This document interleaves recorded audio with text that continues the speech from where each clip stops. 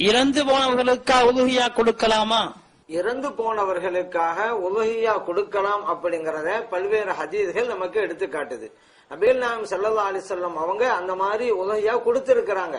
எந்த அளவுக்கு சொன்னா, அவர்கள் கொடுத்த போது அவர்களுக்கு முன்னால இந்த உலகத்தை விட்டும் சென்றவர்களுக்கும் கொடுத்திருக்கிறாங்க. அவர்கள் கொடுத்த போது இந்த உலகத்திலே பிறக்காத நமக்காகவும் கொடுத்திருக்கிறாங்க நபிகள் நாயகம் ஸல்லல்லாஹு அலைஹி வஸல்லம் அவர்கள். இந்த உம்மத்தின் அத்தனை பேருக்கு கொடுத்திருக்கிறாங்க. அவங்க கொடுத்த போது இந்த உம்மத்துகள் எல்லாரும் இந்த உலகத்துல இல்ல, இப்ப நம்ம கூட இல்ல, நம்ம எல்லாம் இப்பதான் வந்திருக்கிறோம். நமக்காக கூட நபிகள் நாயகம் ஸல்லல்லாஹு அலைஹி வஸல்லம் அவர்கள் உதவியா கொடுத்திருக்கிறாங்க. எந்த அளவுக்குன்னு சொன்னா, ஒரு கட்டத்துல உதவியா கொடுக்கறாங்க. அவங்க பிஸ்மில்லாஹ் அல்லாஹ் அக்பர் அப்படின்னு சொல்லி அறுக்கறாங்க.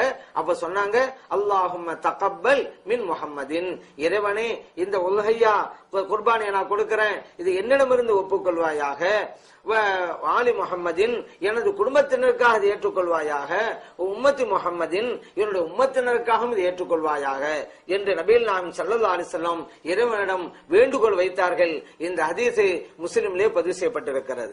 இன்னொரு கட்டத்துல அவங்க உதவியா கொடுத்த போது சொன்னாங்க, அல்லாஹும்ம இறைவனே மின்க, இந்த பிராணியை உன்னிடமிருந்து தான் நான் பெற்றேன், வலக்க உனக்கே நான் அர்ப்பணிக்கிறேன், இதனை ஏற்றுக்கொள்வாயாக. மின் முஹம்மதின், என்னிடமிருந்து ஏற்றுக்கொள்வாயாக. உம்மத்தி முஹம்மதின், என்னுடைய உம்மத்தினருக்காகவும் ஏற்றுக்கொள்வாயாக. இந்த ஹதீஸ் அகமதுல பதிவு செய்யப்பட்டிருக்கிறது, அபூதாவுதில பதிவு செய்யப்பட்டிருக்கிறது, இப்னு மாஜாலும் பதிவு செய்யப்பட்டிருக்கிறது. நபிகள் நாயகம் ஸல்லல்லாஹு அலைஹி வஸல்லம் அவர்கள் உதவியா கொடுத்த போது தன்னுடைய உம்மத்தினர் அத்தனை பேருக்கும் கொடுத்திருக்கிறார்கள் அப்படின்னு சொன்னாக்க, இந்த இனிமே பிறக்க போகிற கியாமத் நாள் வரைக்கும் வரப்போகிற அவருடைய உம்மத்தினருக்கு அத்தனை பேருக்கும் கொடுத்திருக்கிறாங்களே. அப்படி ஸல்லல்லாஹு அலைஹி வஸல்லம் அவர்கள் உதவியா கொடுத்த போது அவங்களுக்கு முன்னால எத்தனை பேர் இந்த உலகத்தை விட்டு அருமை தோழர்கள் போயிருப்பாங்க, அவங்களுக்காகவும் நபிகள் நாயகம் ஸல்லல்லாஹு அலைஹி வஸல்லம் அவர்கள் உதவியா கொடுத்திருக்கிறார்கள் அப்படிங்கறத இதன் மூலம் நம்ம புரிகிறோம்.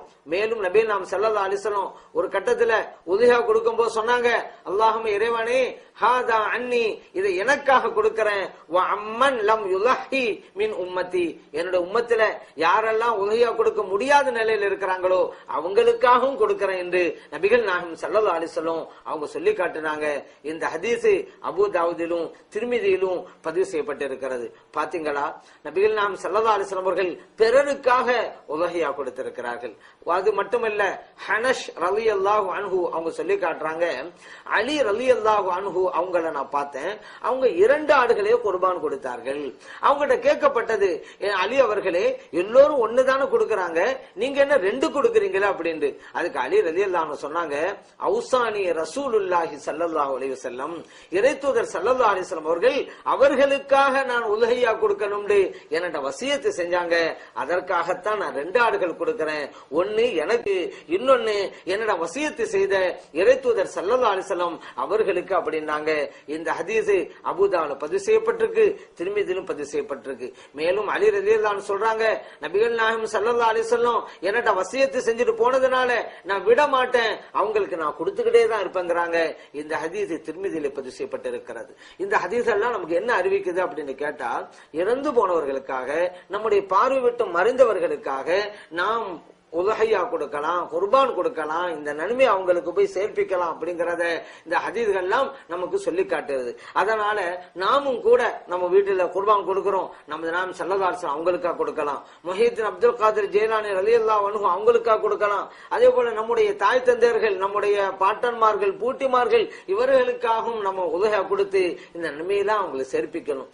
ஏன்னா நம்முடைய தந்தைமார்கள் எல்லாம் கபூர்ல இருக்கிறான் வச்சுக்கிறோங்க, நம்முடைய பாட்டனார் பூட்டானார் எல்லாம் கபூர்ல வச்சுக்கோங்க, இனிமே அவங்க வணக்கம் செய்ய முடியுமா? இல்லங்க. அவங்களோட வணக்க வழிபாடுகள் எல்லாம் இந்த உலகத்தில் நின்று போய் போச்சு. இனிமே நாம் ஏதாவது நல்ல காரியம் செஞ்சு அனுப்பி வச்சா அதன் மூலம் அவங்களுக்கு அந்த மறு உலக வாழ்க்கைக்கு அவங்களுக்கு பிரயோஜனமா இருக்கும். அதனால மனித நேயம் அப்படிங்கிறது பிறருக்கு உதவுவது. பிறருக்கு உதவுவதுங்கிறது சொன்னா நம்முடைய கண் பார்வைக்கு தெரிகிற மனிதர்களுக்கு மட்டும் உதவுவது அப்படிங்கறதல்ல, நம்முடைய பார்வை விட்டு மறைஞ்சு போட்டாங்கல்ல, இந்த உலகத்தை விட்டும் இறந்து போயிட்டாங்கல்ல, அவர்களுக்கும் உதவ வேண்டும் என்று இஸ்லாம் சொல்லி தருகிறது. ஏன்? அவர்களும் ஜீவனோடு தான் இருக்கிறார்கள், உன்னுடைய பார்வை விட்டு மறைந்திருக்கிறார்கள். உன் பார்வைக்கு தெரிகிற மனிதனுக்கு உதவி செய், அதே போல உன் பார்வை விட்டு மறைந்து போயிருக்கிற இறந்து போன மனிதனுக்கும் உதவி செய் என்று இஸ்லாம் சொல்லி காட்டுகிறது. இதுதான் மனித நேயம். மனித நேயத்துல மிக அற்புதமான கருத்துக்களை இஸ்லாம் சொல்லி தந்திருக்கிறது. மேலும் நபிகள் நாயகம் ஸல்லல்லாஹு அலைஹி வஸல்லம் அவர்கள் காட்டி தந்த இந்த வழிமுறையில நம்ம ஒண்ணு புரிஞ்சு கொள்றோம், பிறருக்காக நாம் ஒரு ஆட்டை அறுத்து அதனுடைய சவாபை சேர்ப்பிக்கலாம் அப்படிங்கிறது. இப்ப நம்ம கூட கந்தூரி கொண்டாடுறோம். கௌசல் ஆலம் முஹியுத்தீன் அப்துல் காதிர் ஜெயிலானி ரலியல்லாஹு அன்ஹு அவங்க பேர்ல கந்தூரி கொண்டாடுறோம். அஜ்மீர் நாயகம் ரலியல்லாஹு அன்ஹு அவங்க பேர்ல கந்தூரி கொண்டாடுறோம். அதே போல ஷாவுல் ஹமீது நாயகம் ரலியல்லாஹு அன்ஹு அவங்களுக்காக நம்ம கந்தூரி கொண்டாடுறோம். அந்த கந்தூரின் போது பிஸ்மில்லாஹி அல்லாஹ் அக்பர் என்ற அல்லாஹ்வுடைய திருநாமத்தை சொல்லி ஆட்டை அறுக்கிறோம். அதை நம்ம சமைக்கிறோம், பிறருக்கு கொடுக்கிறோம். அந்த நன்மையை இந்த மகான்களுக்காக நம்ம சேர்ப்பிக்கிறோம். இதுவெல்லாம் கூடும். காரணம் என்ன?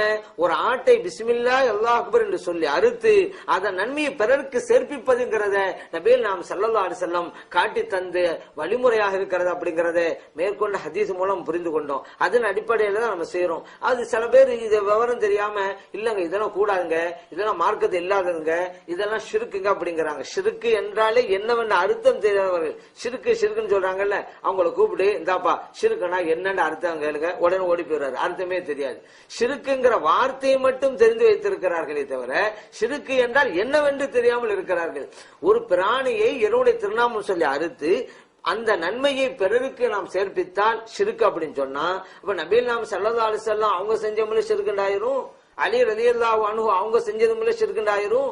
ஏன் நபிகள் நாம் ஸல்லல்லாஹு அலைஹி வஸல்லம் ஆட்டை அறுத்து அந்த நன்மையை பிறருக்காக சேர்ப்பித்து இருக்கிறாங்களே, அலி ரலியல்லாஹு அன்ஹு ஆட்டை அறுத்து அதனுடைய நன்மையை நபிகள் நாம் ஸல்லல்லாஹு அலைஹி வஸல்லம் அவங்களுக்காக சேர்த்து இருக்கிறாங்களே. அப்ப இதுவெல்லாம் ஷிர்க்குன்னு சொன்னா சஹாபா பெருமக்கள் செஞ்சது ஷிர்க்கா?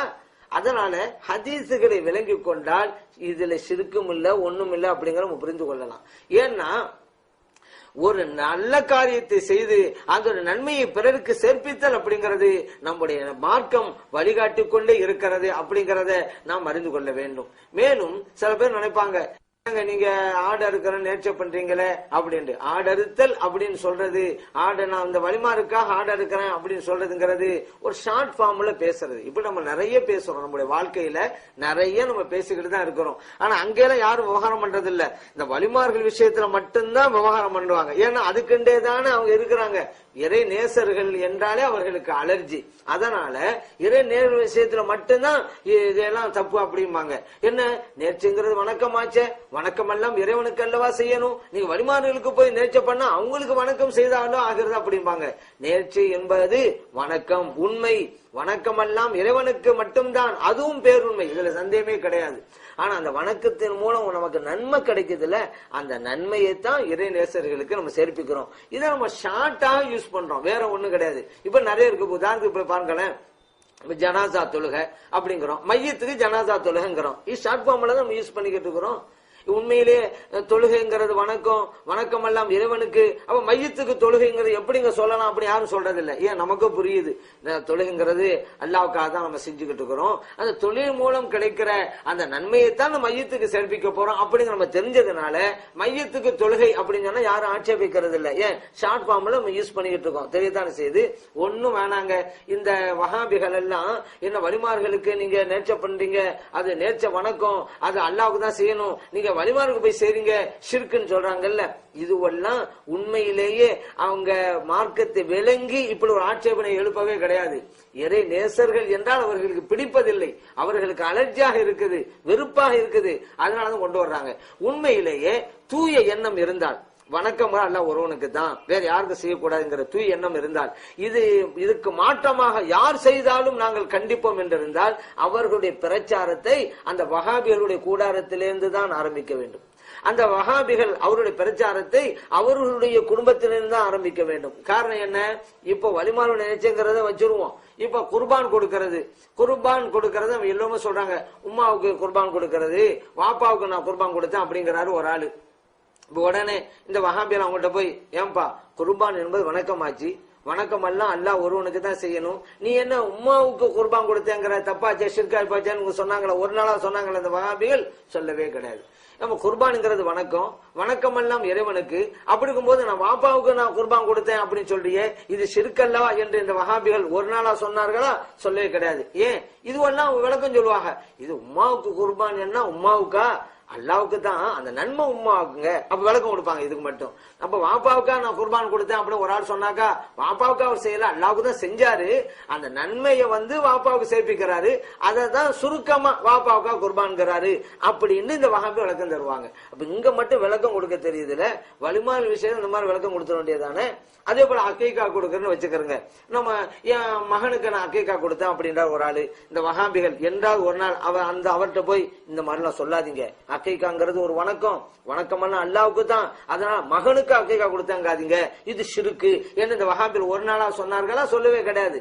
ஏன் அவர்கள் இங்க மட்டும் என்ன ஷார்ட் ஃபார்ம்ல தான் யூஸ் பண்றோம். மகனுக்கு அக்கைக்காண்டா என்ன, அல்லாவுக்காக தான் அந்த அக்கைக்கா கொடுக்கிறோம், அந்த நன்மையை அதோட பிரயோஜனம் மகனுக்கு அப்படிங்கறதான் ஷார்ட்டாக மகனுக்கு அக்கைக்கா கொடுத்தங்கிறது.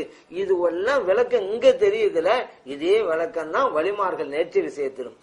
நேர்ச்சி என்பது வணக்கம், வணக்கம் எல்லாம் இறைவனுக்கு தான், இறைவனுக்காக தான் காரியத்தை ஆற்றுறோம். ஆனா அதன் மூலம் கிடைக்கிற நன்மையை வலிமார்களுக்கு, ஷானுமி நாயகம் ரலியல்லாஹு அவங்களுக்கு, முஹித்தீன் அப்துல் காதிர் ஜீலானி ரலியல்லாஹு அவங்களுக்கு சேர்ப்பிக்கிறோம். இது ஷார்ட் ஃபார்ம்ல அவங்களுக்காக நேர்ச்சி அப்படின்னு சொல்றோமே தவிர, நாம் செய்கின்ற வணக்கம் எல்லாமே இறைவனுக்குத்தான்ங்கிறத மறந்து விடக்கூடாது.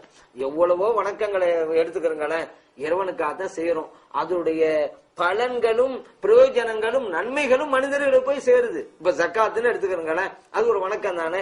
வணக்கம் எல்லாம் அல்லாஹ்வுக்கு தான் நிறைவேற்றணும். ஆனா அந்த ஜக்காத்தினுடைய பலன் மக்களை போய் சேருகிறது. அந்த ரூபா யார் கொடுக்கிறோம்? மனிதர்களுக்கு, ஏழை எளியவர்களுக்கு தான் கொடுக்கிறோம். இறைவனுக்கா அந்த வணக்கத்தை ஆற்றினாலும் கூட அந்த பலன் மக்களை போய் சேருகிறது. அதே போல பாருங்க, குர்ஆனை கற்றுக் கொடுப்பது அது ஒரு வணக்கம் தான். ஆனா அந்த பலன் மக்களை போய் சேருகிறது. ஒரு ஆளை கூப்பிட்டு தான் குர்ஆனை நம்ம கற்றுக் கொடுக்க முடியும். அப்ப இந்த இடத்துல எல்லாம் வணக்கம் எல்லாம் அல்லாவுக்கு அப்படின்னு சொல்லிக்கிட்டு ஜக்காத்தை வணக்கம், வணக்கம் எல்லாம் அல்லாவுக்கு, அதனால அல்லாவுக்கு ஜக்காத்து கொடுங்க சொல்ல முடியும்? அல்லாஹ் நம்மள அல்லாஹ் பக்கம் தேவையுடையவர்களா இருக்கிறோம், நம்மள அல்லாவுக்கு பணத்தை கொடுக்க முடியும்? அதனால விளங்க வேண்டிய முறைப்படி விளங்க வேண்டும். அதே போல குர்ஆனை கற்றுக் கொடுப்பது என்பது வணக்கம், வணக்கம் எல்லாம் இறைவனுக்கு, அதனால இறைவனுக்கு குர்ஆனை கற்றுக் கொடுங்க சொல்ல முடியும்? முடியாது. அப்ப இதுல என்ன வணங்குறோம்? வணக்கம்ங்கிறது ஒரு நல்ல காரியம், அதை இறைவனுக்காக செய்ய வேண்டும். அந்த வணக்கத்துடைய பலன்கள் மக்களை போய் சேரும். ஜக்காத்துங்கிற பலன் மக்களை போய் சேருகிறது. அதே போல குர்ஆனை கற்றுக் கொடுத்தல் அப்படிங்கிற பலன் மக்களை போய் சேருகிறது. இன்னும் எத்தனையோ நல்ல காரியங்கள்லாம் நம்ம வாழ்க்கையில செஞ்சுட்டு இருக்கிறோம்ல. இப்போ பள்ளிவாசல் கட்டி கொடுக்கிறாரு, மார்சா கட்டி கொடுக்கிறாரு, பள்ளிவாசலுக்கு மைக் வாங்கி கொடுக்கிறாரு, ஃபேன் வாங்கி கொடுக்கிறாரு, லைட் வாங்கி கொடுக்கிறாரு. எல்லாம் வணக்கங்கள், இறைவனுக்காக அவர் செய்யறாரு. அதனுடைய பலன் மக்களை போய் சேருகிறது. மக்கள் தான் ஃபேன்ல எடுக்கிறாங்க, லைட்டை யூஸ் பண்றாங்க, பள்ளிவாசல் போய் தொழுகிறாங்க. அப்ப இதன் மூலம் என்ன புரியுறோம் அப்படின்னு கேட்டா, நாம் செய்கிற நல்வணக்கம் இறைவனுக்காக இருக்க வேண்டும், பலன்கள் மனிதனை போய் சேர்கிறது. குர்பான் கொடுக்கிறது அப்படித்தான். ஒரு ஆட்டை, ஒரு பிராணியை நாம் குர்பான் கொடுப்பதும் அந்த வகையை சேர்ந்ததுதான். ஒரு ஆட்டை நம்ம குர்பான் கொடுக்கிறோம் சொன்னா அல்லாவுக்காக தான் நிறைவேற்றோம். அந்த குர்பானை கொடுத்தா நமக்கு அல்லாஹ் தர்றால நன்மை, அதைத்தான் இறை நேசர்களுக்காக நாம் சேர்ப்பிக்கிறோம்.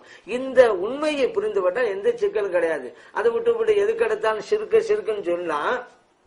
தௌஹீதில் இருக்கக்கூடிய சுன்னி ஜமாத்தை சார்ந்த ஒரு மூவினை பார்த்து இவர் ஷிர்க்கு செய்யறாரு அப்படின்னு சொன்னாக்கா அந்த வார்த்தை அவரைத்தான் போய் திரும்பும்.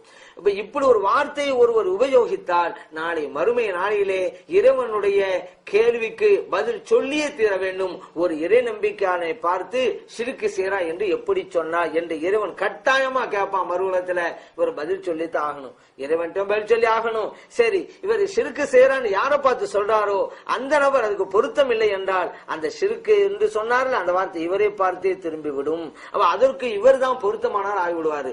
அதனால எதை வேண்டுமானாலும் பேசுவது என்பதல்ல. 2 மலக்குமார்கள் பக்கத்திலே இருந்து கொண்டிருக்கிறார்கள். நம்ம என்ன சொன்னாலும் அவர்கள் எழுதி கொண்டே இருக்கிறார்கள். அதனால ஒரு இறை நம்பிக்கையாளரை பார்த்து என்ன வார்த்தை யூஸ் பண்ணணுமோ அந்த வார்த்தை யூஸ் பண்ணணும். சும்மா அவர் குஃப்ர்ல இருக்கிறாரு, இவர் ஷிர்க்ல இருக்கிறாரு சொல்லிக்கொண்டே போனால் அந்த வார்த்தைகள் கடைசியில யார் சொல்றாங்களோ அவங்கள அதை பார்த்து தான் திரும்பும். இது நபி ஸல்லல்லாஹு அலைஹி வஸல்லம் சொல்லிட்டாங்க. யாரையா ஒரு ஆளை பார்த்து சொன்னீங்க அந்த வார்த்தைக்கு அவர் தகுதி இல்லை என்றால் அது உங்களை பார்த்து திரும்பி விடும் அப்படின்ட்டாங்க. அதனால மார்க்கத்தை தெளிவு பெறுங்கள். தெரியாவிட்டால் தெரிந்தவர்களிடம் கேட்டு நீங்க அறிந்து கொள்ளுங்கள். நபிகள் நாயகம் ஸல்லல்லாஹு அலைஹி வஸல்லம் அவர்கள் காட்டி தந்த வழிமுறையின் பிரகாரம் செல்ல வேண்டும் என்கிற எண்ணத்திலே இருந்தால் அத்தகைய நல்ல தௌஃபீகை நமக்கு தந்தருள்வார்.